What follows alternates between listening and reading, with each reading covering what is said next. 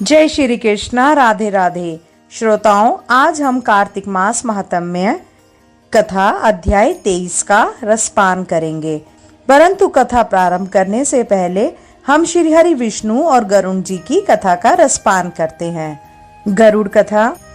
जो गरुड़ के इस उत्तम चरित्र का पाठ या श्रवण करता है वह सब पापों से मुक्त होकर देवलोक में प्रतिष्ठित होता है। विंतानंदन गरुड़ जब अंडा फोड़कर बाहर निकले तब नवजात शिशु की अवस्था में ही उन्हें आहार ग्रहण करने की इच्छा हुई। वे भूख से व्याकुल होकर माता से बोले, माँ मुझे कुछ खाने को दो। पर्वत के समान शरीर वाले महाबली गरुड़ को देखकर परम सौभाग्यवती माता विंता के मन में बड़ा हर्ष हुआ। वे अपने पुत्र से बोली, बेटा मुझ में तेरी भूख मिटाने की शक्ति नहीं है। तेरे पिता धर्मात्मा कश्यप साक्षात ब्रह्मा जी के समान तेजस्वी हैं। वे सोन नदी के उत्तर तट पर तपस्या करते हैं। वहीं जा और अपने पिता से इच्छा अनुसार भोजन के विषय में परामर्श कर। तात उनके उपदेश से मेरी भूख शांत हो जाएगी। ऋषि कहते हैं, माता की बात सुनकर मन में समान वेग वाले महाबली गरुड़ एक ही मुहूर्त में पिता के समीप जा पहुंचे। वहां प्रज्वलित अग्नि के समान तेजस्वी अपने पिता मुनिवर कश्यप जी को देखकर उन्हें मस्तक झुकाकर प्रणाम किया और इस प्रकार कहा, प्रभु मैं आपका पुत्र हूँ और आहार की इच्छा से आपके पास आया हूँ। भूख बहुत सता रही है, कृपया करके मुझे कुछ भोजन दीजिए। कश्यप जी ने कहा, वत्स उधर समुद्र के किनारे विशाल हाथी और कछुआ रहते हैं। वे दोनों बहुत बड़े जीव हैं, उनमें अपार बल है। वे एक दूसरे को मारने की घात में लगे हुए हैं। तो शीघ्र ही उनके पास जा, उनसे तेरी भूख मिट सकती है। पिता की बात सुनकर महान वेगशाली और विशाल आकार वाले गरुड़ उड़कर वहां गए तथा उन दोनों के नखों से विदीर्ण कर चोंच और पंजों में लेकर विद्युत के समान वेग से आकाश में उड़ चले। उस समय मंदराचल आदि पर्वत उन्हें धारण नहीं कर पाते थे। तब वे वायु वेग से 2 लाख योजन आगे जाकर एक जामुन के वृक्ष बहुत बड़ी शाखा पर बैठे। उनका पंजा रखते ही वह शाखा सहसा टूट पड़ी। उसे गिरते देख महाबली पक्षीराज गरुड़ ने गौ और ब्राह्मणों के वध के भय से तुरंत पकड़ लिया और फिर बड़े वेग से आकाश में उड़ने लगे। उन्हें बहुत देर से आकाश में मंडराते देख भगवान श्री विष्णु मनुष्य का रूप धारण कर उनके पास जा इस प्रकार बोले, पक्षीराज तुम कौन हो और किसके लिए यह विशाल शाखा और ये महान हाथी और कछुआ लिए आकाश में घूम रहे हो? और उनके इस प्रकार पूछने पर पक्षीराज ने नर रूपधारी श्री नारायण से कहा, महाबाहो मैं गरुड़ हूँ। अपने कर्म के अनुसार मुझे पक्षी होना पड़ता है। मैं कश्यप मुनि का पुत्र हूँ और माता विंता के गर्भ से मेरा जन्म हुआ है। देखिए इन बड़े बड़े जीवों को मैंने खाने के लिए पकड़ रखा है। वृक्ष और पर्वत कोई भी मुझे धारण नहीं कर पाते। अनेकों योजन उड़ने के बाद मैं एक विशाल जामुन का वृक्ष देखकर इन दोनों को खाने के लिए उसकी शाखा पर बैठा था, किंतु मेरे बैठते ही वह शाखा सहसा टूट गई। अतः सहस्त्रों ब्राह्मणों और गौओं के वध के डर से इसे भी लिए डोलता हूँ। अब मेरे मन में बड़ा विषाद हो रहा है कि क्या करूं, कहाँ जाऊं और कौन मेरा वेग सहन करेगा। श्री विष्णु बोले, अच्छा मेरी बाहों पर बैठकर तुम इन दोनों हाथी और कछुए को खाओ। गरुड़ ने कहा, बड़े बड़े पर्वत भी मुझे धारण करने में असमर्थ हो रहे हैं, फिर तुम मुझ जैसे महाबली पक्षी को कैसे धारण कर सकोगे? भगवान श्री नारायण के सिवा दूसरा कौन है जो मुझे धारण कर सके? तीनों लोकों में कौन ऐसा पुरुष है जो मेरा बाहर सह सकेगा? श्री विष्णु बोले, पक्षी श्रेष्ठ बुद्धिमान पुरुष को अपना कार्य सिद्ध करना चाहिए। अतः इस समय तुम अपना काम करो, कार्य हो जाने पर निश्चय ही मुझे जान लोगे। गरुड़ ने उन्हें महान शक्ति संपन्न देख मन ही मन कुछ विचार किया। फिर अवस्तु कहकर वे उनकी विशाल भुजा पर बैठे। गरुड़ के वेग पूर्वक बैठने पर भी उनकी भुजा कांपी नहीं। वहां बैठकर गरुड़ ने उस शाखा को तो पर्वत के शिखर पर डाल दिया और हाथी तथा कछुए को भक्षण किया। तत्पश्चात वे श्री विष्णु से बोले, तुम कौन हो? इस समय तुम्हारा कौन सा प्रिय कार्य करूं? भगवान श्री विष्णु ने कहा, मुझे नारायण समझो, मैं तुम्हारा प्रिय करने के लिए यहाँ आया हूँ। और यह कहकर भगवान ने उन्हें विश्वास दिलाने के लिए अपना रूप दिखाया। मेघ के समान श्याम विग्रह पर पीताम्बर शोभा पा रहा था। 4 भुजाओं के कारण उनकी झांकी बड़ी मनोरम जान पड़ती थी। हाथों में शंख, चक्र, गदा और पद्म धारण किए सर्वदेवेश्वर श्री हरि का दर्शन करके गरुड़ ने उन्हें प्रणाम किया और कहा, पुरुषोत्तम बतलाइए, मैं आपका कौन सा प्रिय कार्य करूं? श्री विष्णु बोले, सखे तुम बड़े शूरवीर हो, अतः हर समय मेरा वाहन बने रहो। यह सुनकर पक्षियों में श्रेष्ठ गरुड़ ने भगवान से कहा, देवेश्वर आपका दर्शन करके मैं धन्य हुआ, मेरा जन्म सफल हो गया। प्रभु मैं माता पिता से आज्ञा लेकर आपके पास आऊंगा। तब भगवान ने प्रसन्न होकर कहा, पक्षीराज तुम अजर अमर बने रहो, किसी भी प्राणी से तुम्हारा वध ना हो, तुम्हारा कर्म और तेज मेरे समान हो, सर्वत्र तुम्हारी गति हो, निश्चय ही तुम्हें सब प्रकार के सुख प्राप्त हो, तुम्हारे मन में जो जो इच्छा है वह सब पूर्ण हो जाए, तुम्हें अपनी रुचि के अनुकूल यथेष्ट आहार बिना किसी कष्ट के प्राप्त होता रहेगा, तुम शीघ्र ही अपनी माता को कष्ट से मुक्त करोगे। ऐसा कहकर भगवान श्री विष्णु तत्काल अंतर्ध्यान हो गए। गरुड़ ने भी अपने पिता के पास जाकर सारा वृत्तांत कह सुनाया। गरुड़ का वृत्तांत सुनकर उनके पिता महर्षि कश्यप मन ही मन बहुत प्रसन्न हुए और अपने पिता से इस प्रकार बोले। कश्यप मुनि बोले, खग श्रेष्ठ मैं धन्य हूँ, तुम्हारी कल्याणमयी माता भी धन्य है। माता की कोख तथा यह कुल जिनमें तुम्हारे जैसा पुत्र उत्पन्न हुआ सभी धन्य है। जिसके कुल में वैष्णव पुत्र उत्पन्न हुआ है वह धन्य है। वह वैष्णव पुत्र पुरुषों में श्रेष्ठ है तथा अपने कुल का उद्धार करके श्री विष्णु का सायुज्य प्राप्त करता है। जो प्रतिदिन श्री विष्णु की पूजा करता है और श्री विष्णु का ध्यान करता है, उन्हीं के यश को गाता, सदा उन्हीं के मंत्र को जपता, श्री विष्णु के ही स्तोत्र का पाठ करता, उनका प्रसाद पाता और एकादशी के दिन उपवास करता है, वह सब पापों का क्षय हो जाने से निसंदेह मुक्त हो जाता है। जिसके हृदय में सदा ही श्री गोविंद विराजते हैं, वह नर श्रेष्ठ विष्णु लोक में प्रतिष्ठित होता है। जल में, पवित्र स्थान में, उत्तम पथ पर, गो में, ब्राह्मण में, स्वर्ग में, ब्रह्मा जी के भवन में तथा पवित्र पुरुष के घर में सदा ही भगवान श्री विष्णु विराजमान रहते हैं। इन सब स्थानों में जो भगवान का जप और चिंतन करता है वह अपने पुण्य के द्वारा पुरुषों में श्रेष्ठ होता है और सब पापों का क्षय हो जाने से भगवान श्री विष्णु का किंकर होता है। जो श्री विष्णु का सारूप्य प्राप्त कर देता है वही मानव संसार में धन्य है।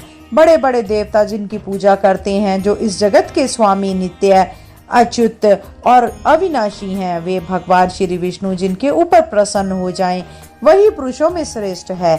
नाना प्रकार की तपस्या तथा भांति भांति के धर्म और यज्ञों का अनुष्ठान करके भी देवता लोग भगवान श्री विष्णु को नहीं पाते, किंतु तुमने उन्हें प्राप्त कर लिया, अतः तुम धन्य हो। तुम्हारी माता सोत के द्वारा घोर संकट में डाली गई है, उसे छुड़वाओ।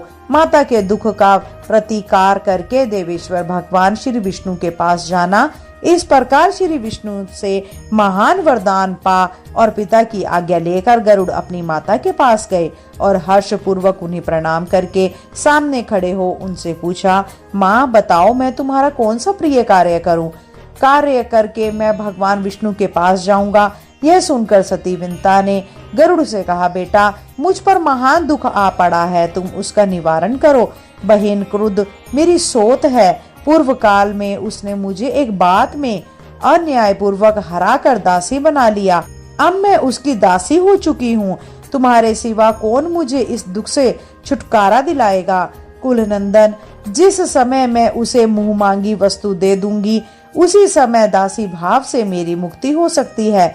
गरुड़ ने कहा, माँ शीघ्र ही उसके पास जाकर पूछो वह क्या चाहती है, मैं तुम्हारे कष्ट का निवारण करूंगा। तब दुखिनी विंता ने क्रुद्ध से कहा, कल्याणी तुम अपनी अभिष्ट वस्तु बतलाओ जिसे देकर मैं इस कष्ट से छुटकारा पा सकूं। यह सुनकर उस दुष्टा ने कहा, मुझे अमृत ला दो। उसकी बात सुनकर विंता धीरे धीरे लौटी और बेटे से दुखित होकर बोली, तात वह तो अमृत मांग रही है, अब तुम क्या करोगे? गरुड़ ने कहा, माँ तुम उदास ना हो, मैं अमृत ले आऊंगा। यूं कहकर मन में समान वेगवान पक्षी गरुड़ सागर से जल के आकाश मार्ग से चले। उनके पंखों की हवा से बहुत सी धूल भी उनके साथ साथ उड़ती गई। वह धूल राशि उनका साथ न छोड़ सकी। गंतव्य स्थान पर पहुंचकर गरुड़ ने अपनी चोंच में रखे हुए जल से वहां के अग्निमय प्राकार पर कोटे को बुझा दिया तथा अमृत की रक्षा के लिए जो देवता नियुक्त थे उनकी आंखों में पूर्वोक्त धूल भर गई, जिससे वे गरुड़ जी को देख नहीं पाते थे। बलवान गरुड़ ने रक्षकों को मार गिराया और अमृत लेकर वे वहां से चल दिए। पक्षी को अमृत लेकर आते देख ऐरावत पर चढ़े हुए इंद्र ने कहा, अहो पक्षी का रूप धारण करने वाले तुम कौन हो जो बलपूर्वक अमृत को लिए जाते हो? संपूर्ण देवताओं का अप्रिय करके यहाँ से जीवित कैसे जा सकते हो? गरुड़ ने कहा, देवराज मैं तुम्हारा अमृत लिए जाता हूँ, तुम अपना पराक्रम दिखाओ। यह सुनकर महाबहु इंद्र ने गरुड़ पर तीखे बाणों की वर्षा आरंभ कर दी, मानो मेरुगिरी के शिखर पर मेघ जल की धाराएं बरसा रहा हो। गरुड़ ने अपने व्रज के समान तीखे नखों से ऐरावत हाथी को विदीर्ण कर डाला। मातली सहित रथ और चक्कों को हानि पहुंचाकर अग्रगामी देवताओं को भी घायल कर दिया। तब इंद्र ने कुपित होकर उनके ऊपर व्रज का प्रहार किया। व्रज की चोट खाकर भी महापक्षी गरुड़ विचलित नहीं हुए। वे बड़े वेग से भूतल की ओर चले। तब इंद्र ने सब देवताओं के आगे स्थित होकर कहा, निष्पाप गरुड़, यदि तुम नागमाता को इस समय अमृत दे भी दोगे तो सारे सांप अमर हो जाओगे। अतः यदि तुम्हारी सम्मति हो तो मैं इस अमृत को वहां से हर लाऊंगा। गरुड़ बोले, मेरी साध्वी माता विंता दासी भाव के कारण बहुत दुखी है। जिस समय वह दासीपन से मुक्त हो जाए और सब लोग इस बात को जान ले, उस समय तुम अमृत को हर ले आना। यूं कहकर महाबली गरुड़ माता के पास जा इस प्रकार बोले, माँ मैं अमृत ले आया हूँ, इसे नाग माता को दे दो। अमृत सहित पुत्र को आता देख विंता का हृदय हर्ष से खिल उठा। उसने क्रुद्ध को बुलाकर अमृत दे दिया और स्वयं दासी भाव से मुक्त हो गई। इसी बीच में इंद्र ने सहसा पहुंचकर अमृत का घड़ा चुरा लिया और वहां विष का पात्र रख दिया। उन्हें ऐसा करते कोई नहीं देख सका। क्रोध का मन बहुत प्रसन्न था। उसने पुत्रों को वेग पूर्वक बुलाया और उनके मुख में अमृत जैसा दिखाई देने वाला विष दे दिया। नाग माता ने पुत्रों से कहा, तुम्हारे कुल में होने वाले सभी सर्पों के मुख में ये अमृत की बूंदें नित्य निरंतर उत्पन्न होती रहेंगी और तुम लोग इनसे सदा संतुष्ट रहो। इसके बाद गरुड़ अपने माता पिता से वार्तालाप करके देवताओं की पूजा कर अविनाशी भगवान श्री विष्णु के पास चले गए। जो गरुड़ के इस उत्तम चरित्र का पाठ या श्रवण करता है वह सभी पापों से मुक्त होकर देवलोक में प्रतिष्ठित होता है। बोलो विष्णु भगवान की जय। श्रोताओं, अब आरंभ करते हैं कार्तिक मास महात्म्य का अध्याय 23। 23वां अध्याय वर्णन आंवला तुलसी जान, पढ़ने सुनने से कमल हो जाता कल्याण। नारद जी बोले, हे राजन, यही कारण है कि कार्तिक मास के व्रत उद्यापन में तुलसी की जड़ में भगवान विष्णु की पूजा की जाती है। तुलसी भगवान विष्णु को अति प्रीति प्रदान करने वाली मानी गई है।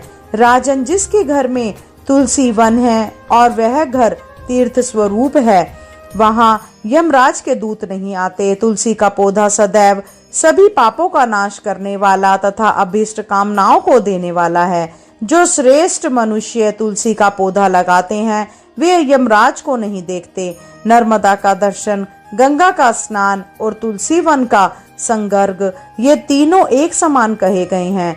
जो तुलसी की मंजरी से संयुक्त होकर प्राण त्याग करता है वह सैकड़ों पापों से युक्त ही क्यों ना हो सके, फिर भी यमराज उसकी ओर नहीं देख सकते। तुलसी को छूने से कामिक, वाचिक, मानसिक आदि सभी पाप नष्ट हो जाते हैं। जो मनुष्य तुलसी दल से भगवान का पूजन करते हैं वह पुनः गर्भ में नहीं आते, अर्थात जन्म मरण के चक्कर से छूट जाते हैं। तुलसी दल में पुष्कर आदि समर्थ तीर्थ, गंगा आदि नदियां और विष्णु प्रभृति सभी देवता निवास करते हैं। हे राजन, जो मनुष्य तुलसी के काष्ठ का चंदन लगाते हैं उन्हें सहज ही मुक्ति प्राप्त हो जाती है और उनके द्वारा किए गए पाप उनके शरीर को छू भी नहीं पाते। जहाँ तुलसी के पौधे की छाया होती है। वहीं पितरों की तृप्ति के लिए श्राद्ध करना चाहिए। जिसके मुख में, कान में और मस्तक पर तुलसी का पत्ता दिखाई देता है, उसके ऊपर यमराज की दृष्टि नहीं डाल पाते। फिर दूतों की तो बात ही क्या है। जो प्रतिदिन आदर पूर्वक तुलसी की महिमा सुनता है, वह सभी पापों को मुक्त कर ब्रह्मलोक में जाता है। इसी प्रकार आंवले का महान वृक्ष सभी पापों का नाश करने वाला है। आंवले का वृक्ष भगवान विष्णु को प्रिय है। इसके स्मरण मात्र से ही मनुष्य गोदान का फल प्राप्त करता है।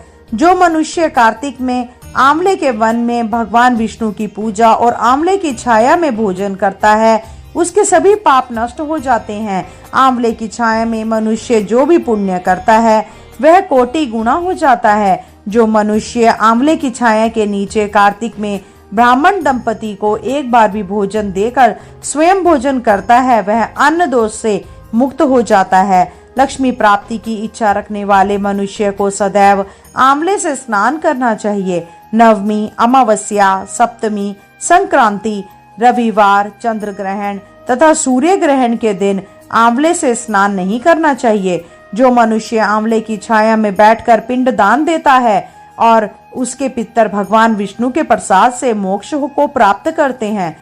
जो मनुष्य आंवले के फल और तुलसी दल को पानी में मिलाकर स्नान करता है, उसे गंगा स्नान का फल मिलता है। जो मनुष्य आंवले के पत्तों और फूलों से देवताओं का पूजन करता है, उसे स्वर्ण मणि और मोतियों द्वारा पूजन का फल प्राप्त होता है।